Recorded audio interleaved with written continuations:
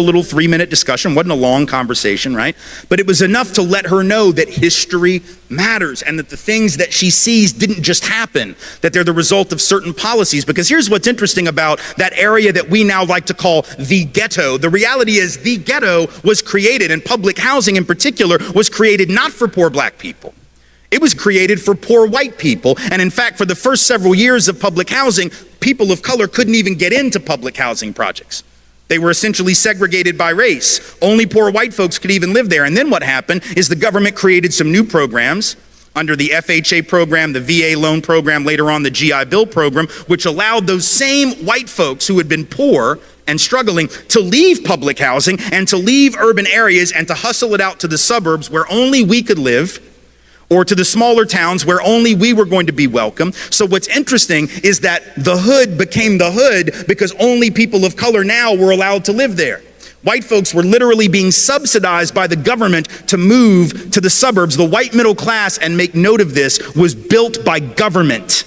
Government programs that underwrote those loans because those families could not have afforded a loan otherwise. They were able to get one because the government underwrote the loan and guaranteed the loan in case of default, but only for people of color. Only for white folks. People of color, by and large, couldn't get in on any of that. So white folks were able to move, people of color were not. Certain neighborhoods deteriorated economically, other neighborhoods went up in value. At the very same time, the government was doing what they called urban renewal, which meant they came through black neighborhoods and Latino neighborhoods, and they built interstates right through the heart of the community, right? Knocking down black homes, black apartments, knocking down black-owned businesses all around the country. Between 1950 and 1970, about 1 in 5 apartments or houses lived in by black folks was knocked to the ground for economic development purposes, even though people of color couldn't benefit from almost any of that economic development. So that's how our communities come to look the way they look. But if we don't know that, and if I don't tell my daughter that, but maybe, let's say I don't tell her because I don't know. What if I don't know the history? What if I don't do this work and therefore don't know the answer? What do you think my daughter is gonna assume is the answer? What would you assume is the answer? You know what we would assume if we're not taught the history? We would default to the position of this culture, which says what? Wherever you end up, it's all about you. So if you're living in a poor neighborhood, it's just because you didn't work hard enough. And if you live in an affluent neighborhood, it's obviously because you're smarter, right? The default position of America is this notion of rugged individualism and meritocracy, and wherever you end up is all about your own genius, your own effort, your own morality, your own cultural ethics. That's what we believe, and we believe that even though there is no such thing as a rugged individual in the history of human beings. How do I know that? Very simple. For centuries, systemic racism in government policies has disproportionately affected black Americans. From housing to education, healthcare to criminal justice, these policies have perpetuated inequality. In this video, we will explore how this systemic work against black people and what can be done to change them. Beings are social creatures by definition. We've never lived in isolation from one another. We've always lived in families and tribes and communities, nations, right? If you ever meet someone who's actually a rugged individual and hasn't been raised in a social context, you need to get the hell away from that person. They would be like a feral animal, right? They would be wild. It'd be like being raised on an island by a porpoise. They wouldn't even know how to have language. They'd probably try to eat you because they wouldn't understand there's like a taboo against that, right? You need to get the hell away from anybody who's actually a rugged individual because there are no such thing. And certainly, let me just say this, if you inherited $200 million from your daddy's real estate empire, you sure as hell are not a self-made anything or a rugged individual. You might want to write that shit down.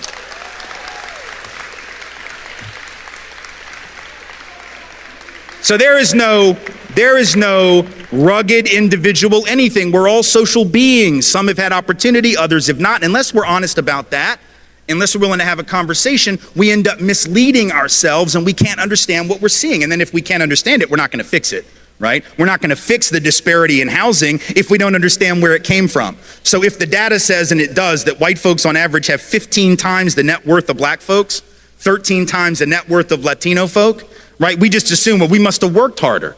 Is that right? That's interesting because actually the black folks and brown folks have done some of the hardest work in this country ever since the country was founded. Were it not for the labor of African descended peoples, there would be no country at all. In fact, it was my family White slave-owning family in the South that got black folks to do all the hard work because we were lazy asses and didn't want to work at all. White folks in the South on the plantation used to want to sit on the porch and drink mint juleps and have carriage rides rather than work, while black folks did all the real labor. And yet we decided that black folks are lazy, which I find fascinating. Right? And then people write to me and say, well, these black people, they're just taking all the jobs. Okay, which is it, precious? Because it can't be both. People of color can't take all the jobs and be lazy. I don't ask much of racists because I expect very little, but you cannot be lazy and take all the jobs. Are we at least clear on that? Like, if you took all the jobs, you are like the opposite of lazy. If you are indeed lazy, you probably did not even take one job, let alone all of them. So I just need racists to get their damn story straight. That's all I ask. I just don't like moving targets. That's all, right? But if I don't tell my daughter the truth, she defaults to the position of the culture, and then she can't understand what the problem is. The same is true with policing. You can't understand the Black Lives Matter movement and the importance of it if you don't know the history and the relationship between law enforcement and black and brown peoples. If you understood that history, you wouldn't ask one question about why this movement is necessary and why it's righteous. If you knew that history, but you don't know it, and it's not your fault. You weren't supposed to know it, and nobody taught it to you, right? So you don't have to know that modern policing traces back to slave patrols. That black folks' first experience with law enforcement was having, you know who? Working class and poor white folks on horseback going around keeping black folks in line on behalf of the rich master that owned all the property. That sounds a lot like modern policing, because ain't no rich people policing, right? It's working class folks who are out there protecting the property of rich people against the depredations of poor people. That's what modern policing is, and it traces back. And we know that's what modern policing is, by the way, because we will lock you up for 10 years for $100 worth of food stamp fraud. But if you take $12.5 trillion on Wall Street, 20% of the net worth of this country, you will not do 1 day in jail. So we know that law enforcement has got nothing to do with enforcing the law. It's got nothing to do with good people and bad people, lawbreakers and the law abiding. It only has to do with controlling certain people. And black and brown folks know who those certain people usually are, because it's always been them. See, black folks know that it was cops who were involved in race riots and racial terrorism against black communities for the first 50 years of the 20th century. You didn't learn about that in class either, and that's not your fault. It wasn't taught. But in fact, every single year, just about from 1900 all the way to the 1930s, 1940s at least, there were race riots where white folks would just go into black communities, burn them to the ground, bomb them from the air like in Tulsa, Oklahoma, rip people out of their homes, beat them in the street, and police sat by, watched it happen, and participated. That doesn't mean that every cop in the modern era is like that, but it means that black folks can be excused for being not so clear on the decency of police in their communities because there's a history there. It was police who dragged black folks and white allies off of those sit-in stools at lunch counters in the South to enforce segregation. See, when your job is to enforce the law, and for most of American history, the law was against you as a people, then enforcing the law means you are the first line of oppression. People of color know that history and need to be excused when they don't just get over it, because that continues. How do we know it continues? Very easy. We know from the data on racial profiling that black folks are twice as likely as white folks to be stopped and searched for drugs, even though white folks are more likely to have drugs on us on the occasions that we're searched. White folks use drugs and sell drugs at the same or higher rate than black folks and Latinos, and yet it is black folks and Latinos who in any given year make up 85 to 90% of the people who get arrested and incarcerated for a drug offense. See, people of color know that. And if we don't understand when black folks rise up and say Black Lives Matter. Well, what do you mean? All lives matter. Yes, sweetheart, I know they do. Yes, they do. And that is a totally irrelevant and unnecessary point to make. You see, you don't have to say all lives matter. We take that for granted. What we've never accepted in this country is that black and brown life matter. You have to proclaim that which is ignored, you see. That's why we have Black History Month right now and not White History Month. We don't have to have the White History Month because we got May and June and July and August. And every other month where we learn about white folks, we don't have to call it that. See how slick that is? That's how white supremacy operates. You don't have to call it White History Month. You just call it history, and literature, and theater, and poetry, and art. You don't have to racialize where it came from, right? That's what Malefiasante at Temple calls universalizing the particular, which is the hallmark of Eurocentric thought.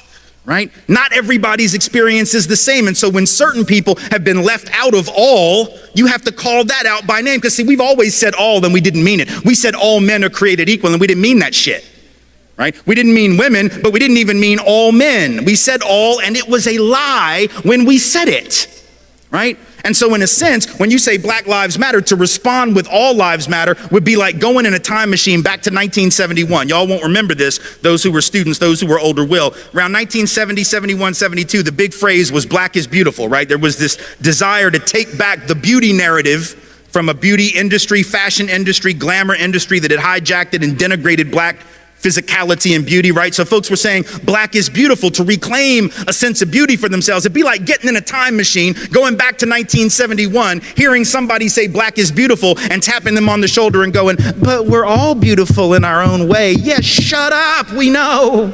Not the point. It'd be like going back to the early 80s when the HIV/AIDS crisis started. And it took several years for the president of the United States to even utter the word. Ronald Reagan didn't want to even utter the word, let alone cut loose with funding to deal with the problem, until his buddy Rock Hudson died of it. And then all of a sudden he was willing to talk about it a little bit, right? So for the first several years, what'd you have? You had activists out in the street. You had ACT UP, gay men's health crisis, out in the street demanding research and funding for HIV/AIDS, right? And what they were saying in effect was people with AIDS lives matter. That wasn't the actual phrase, and we didn't have hashtags, but that was essentially what they were saying, right? People with AIDS lives matter, and we need to pay attention, because right now we're not paying attention to that. And we don't seem to believe it as a society, so we need to start believing it. It would be like getting in a time machine, going back to 1983, 82, in the middle of an ACT UP event or a gay men's health crisis event, and shutting down the protest by saying, yeah, but what about pancreatic cancer? People die of all kinds of things, right? Sort of not the point. You have to proclaim that which is ignored. And if we know the history, we understand that, right? Because if we know the history, we know that it is indeed black life, and I would suggest brown life, life of color generally, indigenous life, that is usually denigrated, demeaned, ignored. On a sexual level, it's trans lives that are demeaned, ignored, right? It's women as women. So sometimes you got to proclaim that which is not in the obvious frame of reference. There's nothing pernicious about it. It's not about saying black lives are worth more than other lives. It's about, damn it, these lives actually do matter. And even though the history says they don't, we're here to tell you that they do. And there's nothing wrong about that at all. But if you don't know the history, it might seem untoward. And I get it. And again, it's not your fault that you don't know the history, but it is our responsibility to learn it and then apply it to what we see. Same is true with immigration. This immigration drama that we have right now is only possible because we don't understand our own history. As a country, and particularly those of us of European descent, we have lied to ourselves about how we got here and for what reason. See, black folks know why they're here. Native peoples know why they're here and how they got here. A lot of Asian folk know, particularly if they're Chinese American, they know they got here because their ancestors were brought over to work on the railroads by the railroad barons who didn't care if thousands of them died laying track 19, 20 hours a day. But for those of us who are from Europe, we have this fiction that we've told, and we believe it, even though there's no truth to it. You know what the fiction is? It's two parts. Number one, we say things like, with regard to Mexicans coming over the border, with regard to immigrants coming up, but only that border. That's the only one we care about, right? The southern border. I find that interesting. We're not flipping out about Canada, right? We don't have any of the Minutemen or the anti-immigrant groups sitting off the coast of Nova Scotia with a gun and a scope trying to like pick off the sneaky Canadians that are trying to sneak in here for our superior healthcare system, which after all would be a pretty stupid thing to do. But in any event, we only care about that one border, forgetting for a minute that that border was created at the end of a war that was started on false pretense by this country, after which we jacked half of their country. And you weren't taught that in school either, because our history books aren't interested in telling the truth. They tell this very patriotic history that has no relationship to the fact. So that border is artificial. Mexican folk who are coming here, documented or not, let's be clear, are coming home. Their families were here before our families were here in almost every instance. But we forget that, and then we say things like, well, I don't mind them coming. I just want them to come legally like my people did. The hell does that even mean? Come legally? There was no law to break when our people came. The fact that we didn't break a law that didn't even exist, you don't get cookies for that. You don't get like a pat on the back and a gold star because your great, great, great whatever was law abiding when there was no law that he could have violated, even if he wanted to. But we've told this lie that we came for these upstanding principles. So we'll say things like, well, you know, our people came for liberty and freedom, democracy. These people are just coming for stuff. They're just coming for jobs. They're just coming for health care. They're just coming for stuff. We came for high-minded principle, right? Because we believe that. What kind of third grade version of American history is that, right? Like when Donald Trump says, well, Mexico's not sending their best. What the hell, you think Europe sent their best? Europe, no, our people were the losers of Europe. I'm not trying to be an asshole, I'm just telling you the truth. Like, our people were the losers of Europe. The winners didn't get on the boat. You understand what I'm saying? The winners didn't leave. Why the hell would you leave if you were winning? Only the losers left because they had no choice. They were dying, they were starving, they couldn't support their families. A lot of them were convicts who were sold into indentured servitude to work for rich European people. They were barely above the level of a slave themselves. The idea that we had we didn't believe in liberty and freedom.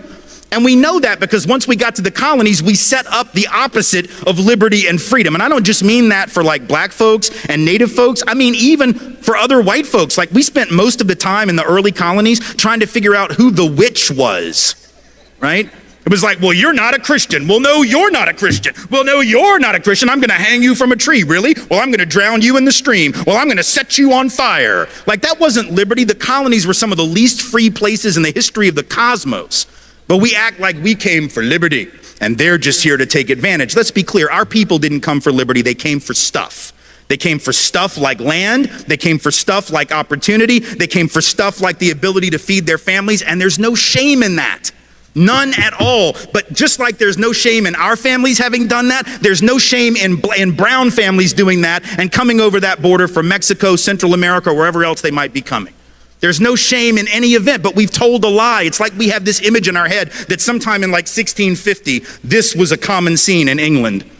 All the nice white noblemen got together, and one of them gathered his children around the fireplace in the middle of the 1600s and said, well, now, children, I think you'll agree with me that we're doing quite brilliant here, and we have this big mansion, and we have all this gold, and you remember last week when the king invited us to the palace, and you played out in the garden with his children. I know, it was brilliant, right? It was great, it was great, it was great. I bet it was lots of fun, but Daddy thinks that we need to stop all that nonsense and maybe strike out on an adventure, so here's my plan.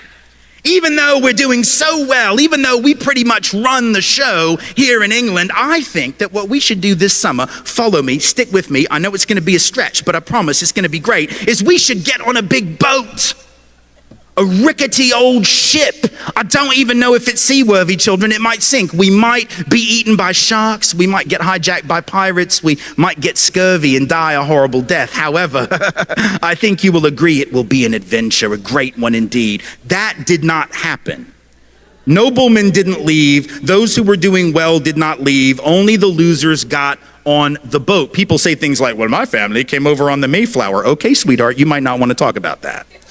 If you actually knew who was on those early ships, I'm not sure who was, but I know who wasn't. The king. The king was not on that ship. Nobody the king really wanted to keep around was on that ship, right? So our inability to see this, though, understand the importance historically. If we don't understand that we came for the same reasons that folks come today, be they documented or not, then we can't see them in us, and we can't see us in them. And that's why we have this drama, because we're spending all this time pretending that our motivations and our even human decency and ethics are different when they're not, you see.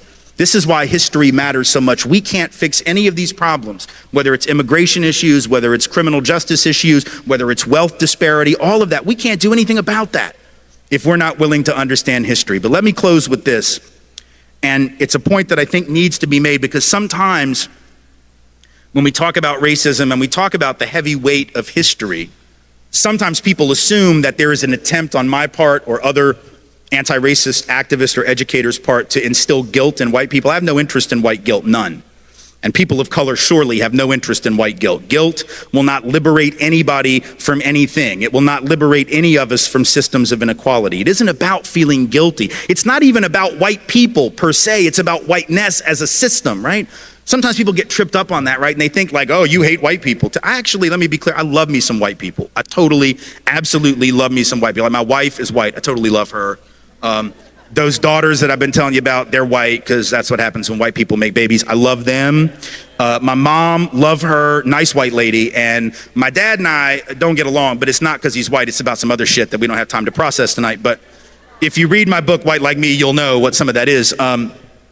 We don't have to talk about that. It's not about white people, it's about whiteness. It's about a system of white supremacy that has turned us against one another, right? And so I want to tell you a story that tries to explain the difference between guilt and responsibility so you'll know what I mean when I say those things are different, because it's one thing to say that, it's another thing to really understand why.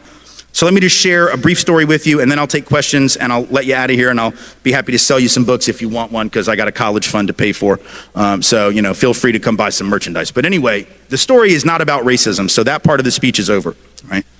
It's not about oppression, it's not about privilege, it's not about inequality. It's about something totally different, but I think the story has a lesson in it about those subjects. So it has to do with something that happened to me when I got out of college. I graduated 26 years ago this May from Tulane University in New Orleans. And when I graduated, for some reason, I'm still not totally clear on this, I thought it would be a really great idea to move into a very large house with 9 other people. Let me just give you a little life advice, all right? Like if you haven't already figured this out, okay? Do not think for 1 minute that it is ever a good idea to move into a very large house with 9 other people. It usually is not nearly as fun as you think it is gonna be. It has all kinds of problems, but we didn't think about any of those. We thought it was gonna be great. Why? Because it was gonna be cheap. And we needed that because we were broke, right? We were right out of college, we didn't have any money. Rent was $525 a month. I don't mean per person, I mean total, right?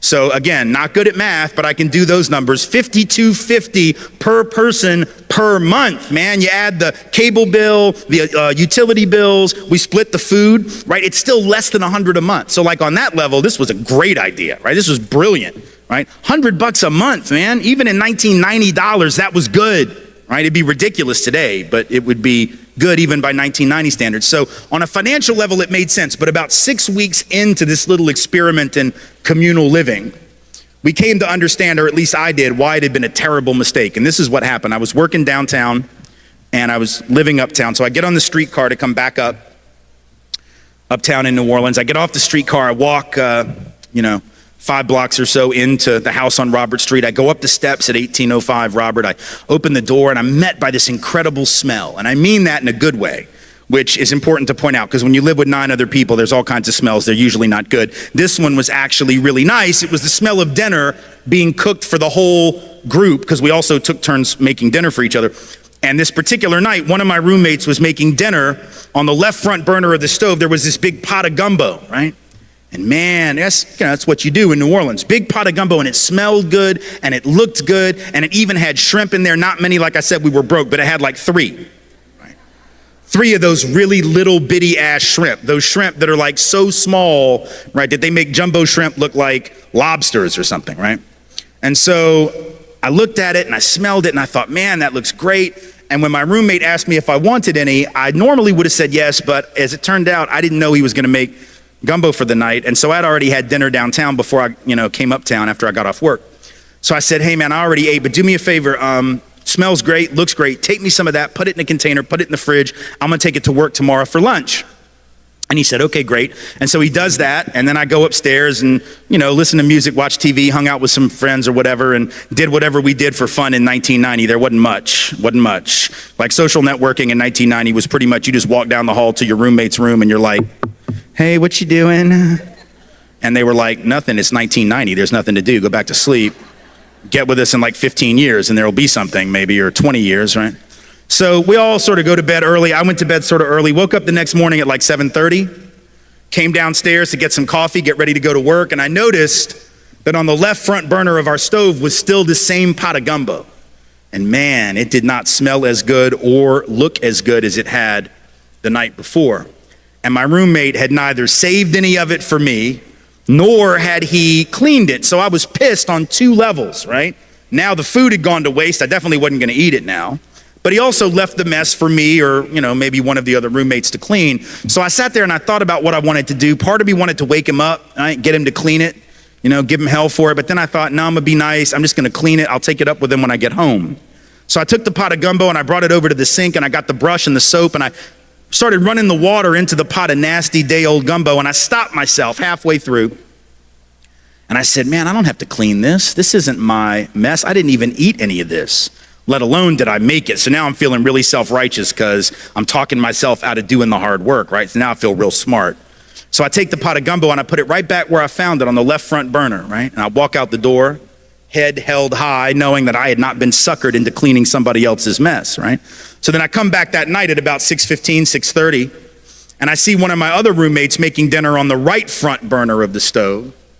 But on the left front burner, right where it had been now for 24 hours, it's the same pot of gumbo getting nastier, more disgusting, more crusted on the sides of the pot. I looked at my roommate, I'm like, man, what are you doing? Like, I know you can smell dinner from last night. How the hell can you make dinner for us now on the right front burner when it's right under your nose? Why don't you clean that? And he looked at me and said, hey man, I didn't make the gumbo. I didn't even eat any of the gumbo. I wasn't even here last night. How about you? I said, hey man, not me. Now we both felt self-righteous and we knew what it meant. He looked at me and said, so, you want some lentils and rice? And I said, absolutely. So I piled up my plate with lentils and rice. I ate my dinner. I wiped off the dish in the sink, cleaned it, dried it, put it in the dish rack, went upstairs, hung out with the roommates, did whatever we do for fun in 1990. Once again, went to bed sort of early. Woke up the next morning. I'd forgotten to set an alarm. Wake up about 7. But here's a tip. If you're living in a house where a pot of gumbo has been sitting on the left front burner of the stove for what is now 36 and a half hours, you are not going to need an alarm clock to wake your ass up. You are going to be awake, right? Because the smell is going to find you. It is going to crawl out of the pot of gumbo on the legs that it grew overnight. And I'm not speaking in metaphor, English majors. I mean that shit literally. Like the stink is gonna grow feet and legs, and it is going to crawl out of the pot, across the kitchen, across the living room, up the stairs, down the back hall, go under your door frame, and it is going to find with the precision of a laser that thing on the front of your face you call a nose, and you will be awake. And now I was pissed because I knew what the smell meant, right? I knew what was waiting for me on the left front burner, having not been cleaned by anybody, least of all the guy that made the gumbo. So I opened my door real loud. I start stomping down the hall, hoping to wake people up, hoping to let them know just how displeased I am. Live with 9 other people, cannot find one of them. And the guy that made the gumbo's like, where's Waldo? Nobody knows where in the hell he went. He just made the gumbo like a practical joke and disappeared, right? Just wanted to see how long it would take for somebody else to clean up his mess, I guess. And I get down to the bottom of the stairs. I look across the living room into the kitchen. I see the pot of gumbo, and I'm pretty confident the gumbo saw me, right? With the eyes that it had also grown. It was evolving right there in our kitchen very rapidly, yes? And it was at that moment, not one moment earlier, but definitely not a moment later, that I came to understand maybe the most important lesson I'd ever learned about any subject. And what was it? The lesson was it didn't really matter anymore who made the mess. Didn't really matter anymore who was the author of all this unpleasantness, as the old saying goes. The only thing that mattered was that I was tired of living in that nastiness. I was tired of living with the residue of somebody else's actions. I was not to blame, but I had to take responsibility, because if I didn't, it may not get clean. You see, and the same is true with human society. When we decide that we will clean up the residue of what other folks left us, even though they did it without our permission and without our involvement, when we decide that we're tired of living in that, we will clean it. Not because we are to blame, not because we are guilty, but because we're the only damn ones left. Thank you all so much for being here. I appreciate your time. To understand today's injustice, we must first look at the past. Policies like Jim Crow laws, redlining, and unequal access to resources were explicitly designed to exclude Black Americans from the benefit of society. One of the most glaring examples of systemic injustice is the criminal justice system. Black Americans are disproportionately arrested, convicted, and incarcerated. These policies have devastated families and created cycles of poverty and disenfranchisement. Economic policies have also failed Black Americans. From discriminatory hiring practices to wages gaps, systemic barriers prevent Black individuals from achieving financial stability. Education is often called the great equalizer, but for Black Americans, the playing field has never been level. Funding for school is often tied to property taxes, leaving schools in Black neighborhoods underfunded and overcrowded. Black Americans face significant disparities in healthcare. These issues are rooted in both economic inequality and systemic biases. While these issues are deeply ingrained, change is possible. It requires both policy reforms,